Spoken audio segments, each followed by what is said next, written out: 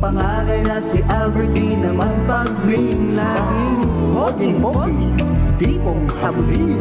Sikat itong si Diego, milyonaryo.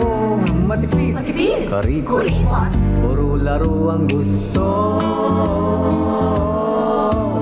Si Ate Beatriz may pagkamataray, magaling sa sports at matalinong tunay. Hoy! Miss Caroline ang mahilig magpostura. Huwag kang nang maarte at dalaga ka na.